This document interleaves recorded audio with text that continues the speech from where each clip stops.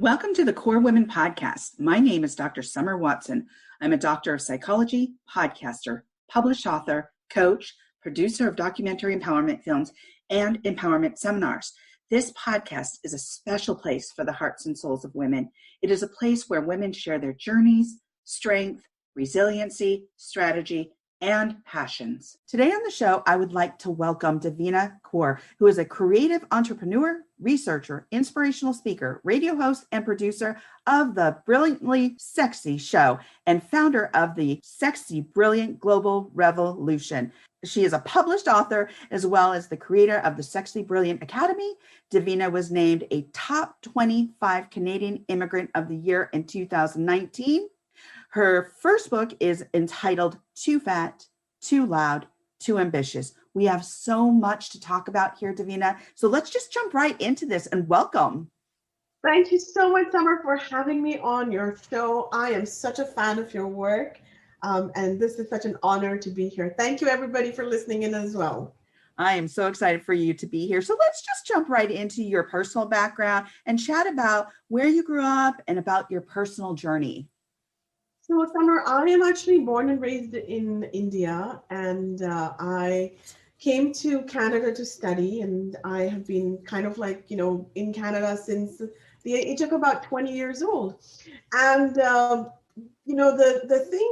thing is, when I was, I just want to go back to this, is like, even though I lived in North America, I kind of had an arranged marriage where my parents kind of said, you know what, you're 24 years of age and you're single, and you should meet this guy who's very attractive, very well-to-do, and professional. So I kind of did not know better and ended up having an arranged marriage. And then, of course, through that marriage, I very quickly realized that me and my ex-husband were completely different people. Yet it still took me a long time to leave the marriage because I always believed that my worth and my self-value was based on the relationships that I have, which is, i.e., your marriage. So, after my marriage ended, one day I was sitting by the water, the river, and I was like, I should just jump in and kill myself. I was so broken, so depressed, and so kind of like feeling so worthless that I didn't know what the purpose was for living anymore. And I mean, I was a full-time single mother, but I was still very miserable. I was, of course, there's the divorce, but then you also have these things that happen at work and your family and life, and you're like unhappy with yourself. So then when I was out there meditating by the water, like just like literally about to jump in, this voice in me comes and says, you know what, why don't you give life another chance? Jumping in the water, killing yourself is the easy solution. So from there on, I kind of looked back and I said, okay, you know what? I'm going to give life another chance. And that's when this shift in me happened. And, I run a foundation called Sexy Brilliant Nonprofit Foundation. And our mission is to remove toxic shame and raise human consciousness. And Summer, if I can just go into and say that how the name Sexy Brilliant happened is that when I was going through my divorce, I was also on dating applications like Tinder, like Craigslist, Plenty of Fish, you name it, and I've used it. And I was looking for somebody from the outside to save me, i.e. another man to save me, because that's what I believe my worth was based around. And I, at some point, I became an addict. I started getting high of talking to these strange people on dating applications. I mean, this was all through text messages and, having a connection. And I was so lonely and so broken. And when somebody would ask me on text message, I would say, always sexy, always brilliant. You know what's interesting, Summer? I didn't, even though I was the fattest I've ever been, even though I had like $5 in my bank account, I would stand in front of the mirror and I would say, always sexy, always brilliant. And that kind of became my mantra to, believe in myself, always sexy, always brilliant. And it is through that, they say that we go through our biggest transformations through our most darkness. Yeah. And that's what happened to me, being an addict and then overcoming that, being mindful that I am an addict and that I do have a choice of overcoming that. That's where this writing a book or creating a nonprofit foundation happened. I so love your story, Davina. It is fantastic. You've mentioned so many things here: choice, mindset, values, purpose, all so critical. I've worked with a lot of people over the years. And what I find is when some folks are at their deepest, their lowest, it's because they feel they have no purpose. And to listen to that inner voice as you're sitting on that river's edge is so critical. What do you tell people when they're sitting on their river's edge? You know, I'm so glad that we're having this conversation because it's something we don't talk about enough, right? Right. Mental health is at their highest. And the thing is, we all go through dark moments, we Yeah. all go through pain, but suffering becomes a choice. So, like, what I realized in that moment that I wanted to end my life was that ending my life is the easier solution. It is to sit back, to take stock, and to say, you know what, there is a choice, and that it is up to me to make that choice. So it is to be aware of your emotions, it is to accept your emotions, it is to know who you are. And you know what else was interesting is that through this journey, I actually worked with a lot of professionals. I worked with my therapist. I actually, at one point, I had like two therapists because one was not available and I needed a backup. I worked with coaches and mentors, and I worked with spiritual teachers. So I had that, I was very fortunate that I was able to have that self awareness to say that there is something that is not working. However, I want to make it better. And what do I need to make it better? And Summer, when we ask those questions, guess what happens? The solutions, the answers, the people, the professionals come to help us very quickly. Absolutely. They certainly do. There are people who want to help out there. They're there. And I like what you said: embrace, understand your emotions. Because a lot of times, and I post about this quite frequently, a lot of times you hear that's too woo woo, just go past that. You can work your way through that. Embrace it first. Embrace those emotions first. Understand the why.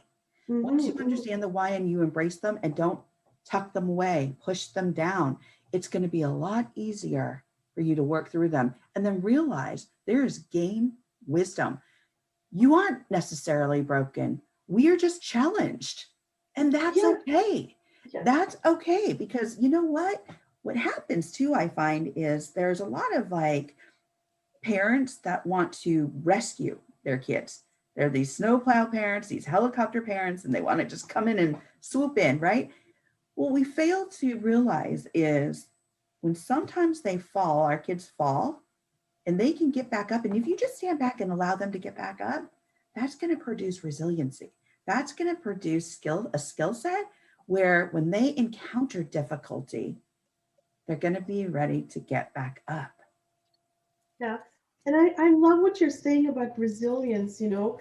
For years I have said my middle name is Resilience because we fall down, we stay a little bit down, we get hurt, but we have to stand up, and that is resilience, right? Yes, Um, and absolutely. yeah, and you know what? Like maybe we'll do another show on parenting. I'm a full time parent, so that's coming Yes. up. But I want to mention this that our emotions. You like when you spoke about your emotions and how we are suppressed from feeling, from expressing. But you know what? Our emotions are sacred. They are. They're not masculine. They're not feminine. They're not right. They're not wrong. They simply are. Right.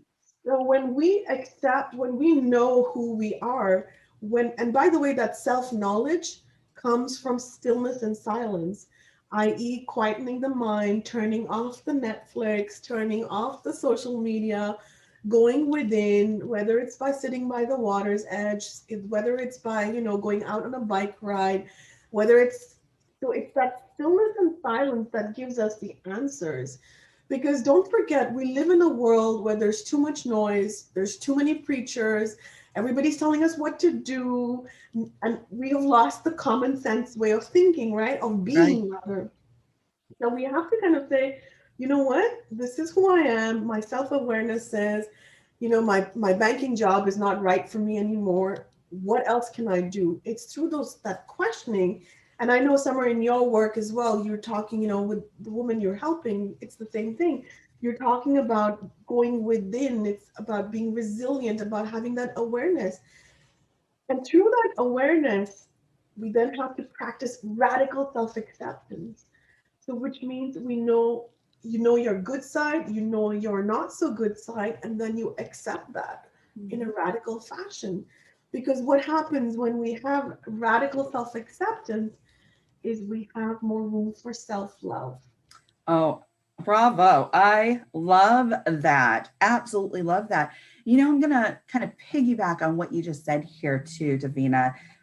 A lot of times we don't realize how we've been Mm-hmm. conditioned to think, conditioned to hold on to a set of values that aren't necessarily our own.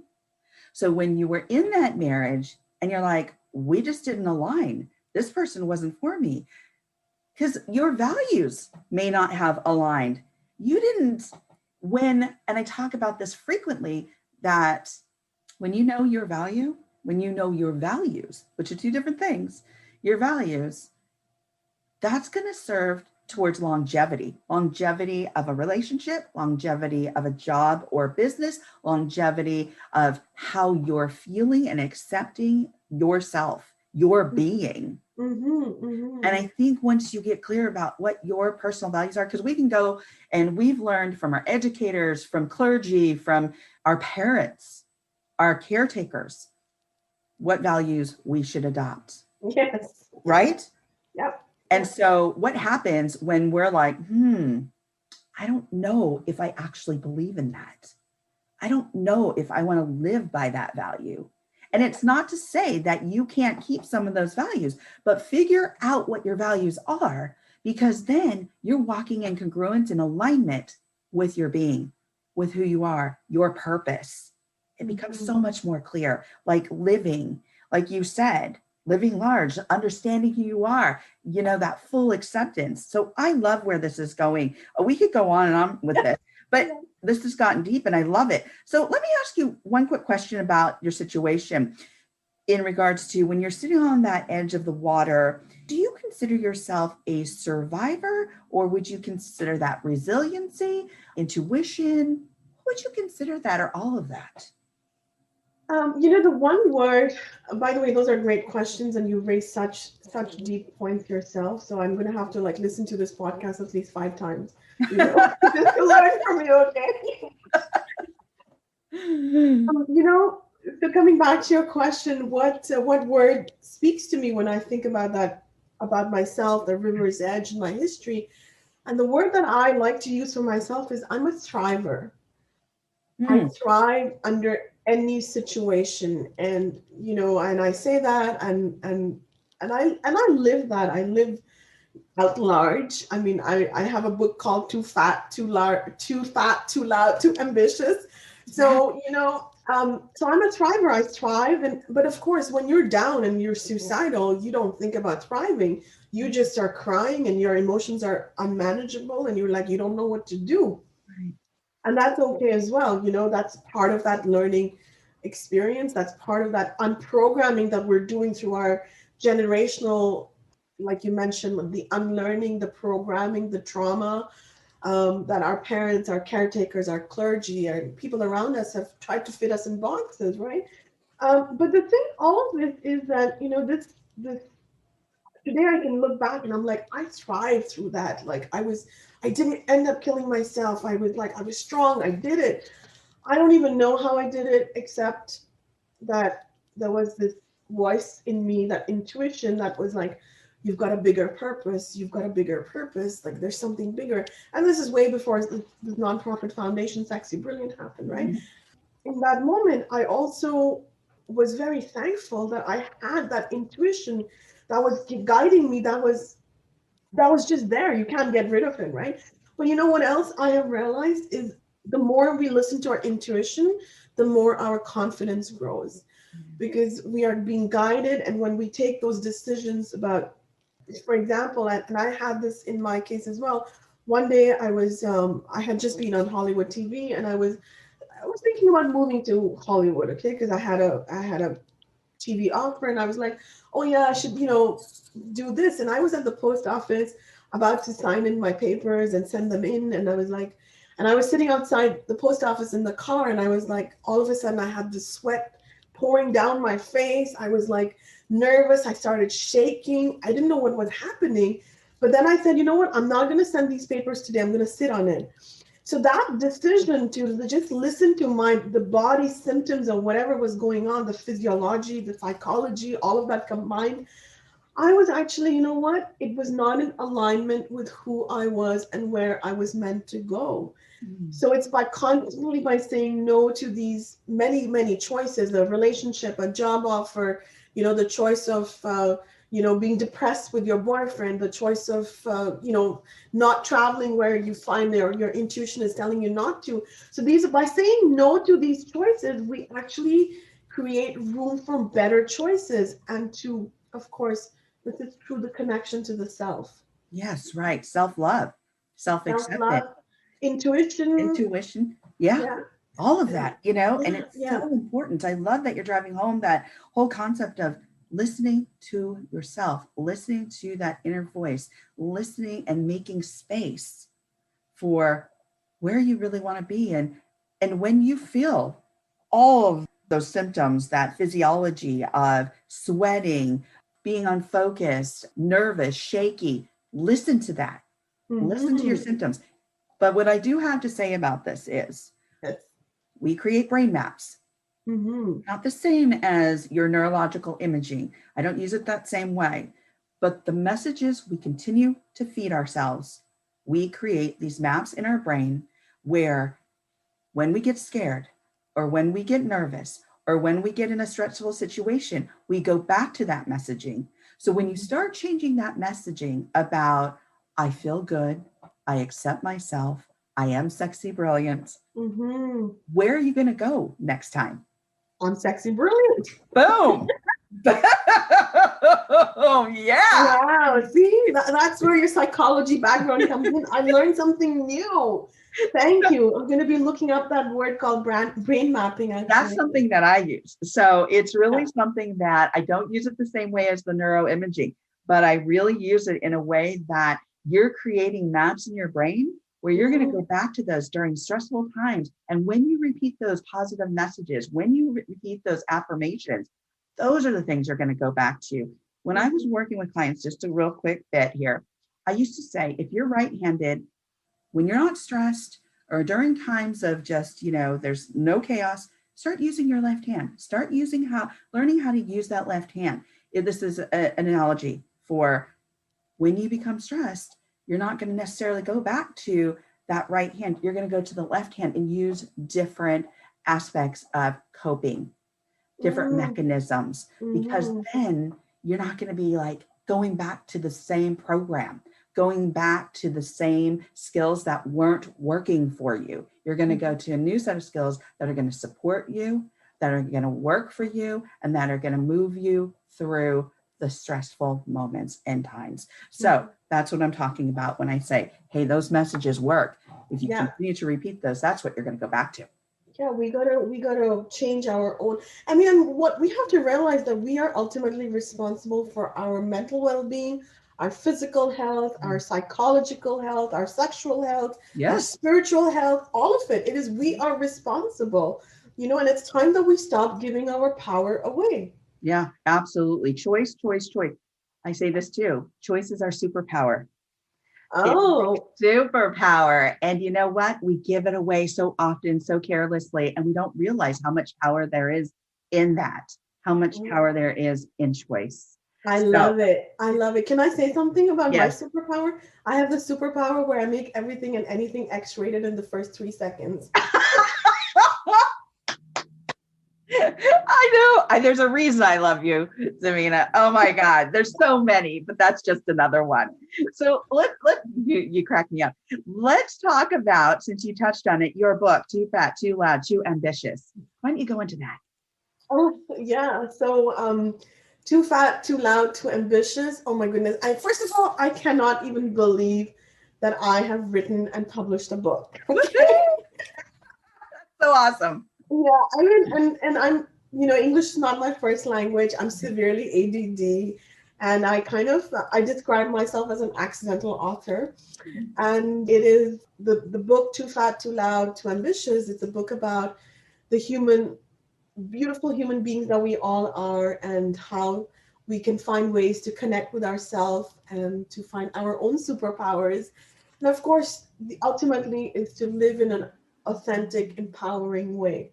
That's what Too Fat, Too Loud, Too Ambitious is all about. It's a spiritual self-help workbook, and it's available internationally. Yay!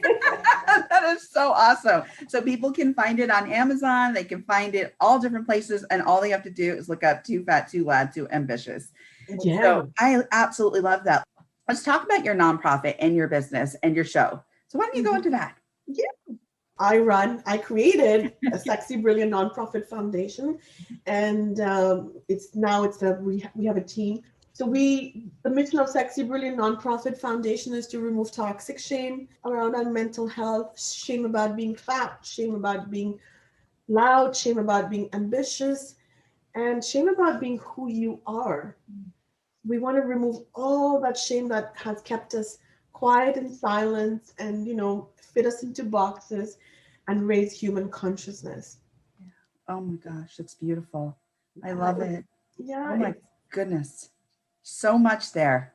And I want to ask you, as you were developing this, did you ever have challenges that you confronted, and how did you work through those challenges? Because I know it's difficult being an entrepreneur.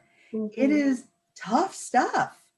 So how did you confront those challenges as an entrepreneur in a professional platform or a venue or milieu? How did you do that? How did you confront those challenges? Well, you know what, this is an interesting question. And one of the things that, as I'm kind of like Sexy Brilliant nonprofit has been around for about 4 years. My book, Too Fat, Too Loud, Too Ambitious just came out, and all the profits, the sales go directly to support the nonprofit foundation. Mm-hmm. So what I realized is, one of the things that I realized very early on was that I am, and again, this is back to that, who are you, the self-knowledge. I realized that my brilliance lies in being creative. My gift is the ideas. I'm full of ideas. I have 50 million ideas at one time. Right. I get you, girl. I get you. Yeah. So when I realized that, and of course, by the way, that was with the help of my therapist and my coaches and my, professional help again. Mm-hmm. And I was like, okay, so if I'm the idea person, and if I am, this is what I'm good at, but what about the things that I'm not so good at? Right. Yeah. So what I started doing is I started outsourcing everything, including writing a book, I wrote a lot of my book, but the editing part, or the putting it all together in a book, Right. So that I started outsourcing it. Then the strategy part of it, I have Sue who helps me with that. Then just the management, everyday management, there's somebody else who helps me with that. Then the filming is somebody else who helps me with that. So what the point is that whether you're starting a business, whether it is your job, whether it is also your family as well, you need to realize what you're good at and focus most of your attention on that. And then the things that you are not so good at is find ways of outsourcing it, whether that is an exchange of money, which, by the way, money is another energy, right? And when you have access to universal abundance, you live in that abundance all the time. So you cannot live in fear and universal abundance at the same time. True that. Yes. Yeah. And so whether you are doing the money exchange, or whether you are doing an energy exchange, or doing the barter system, find your community, find ways to mindfully get out of your own way. Yes. That is the trick to your success. I love that. Okay. We have talked about a lot of different subjects here. It has been such a fun conversation and full of depth. I just absolutely enjoyed our time together, Devina. My last question for you.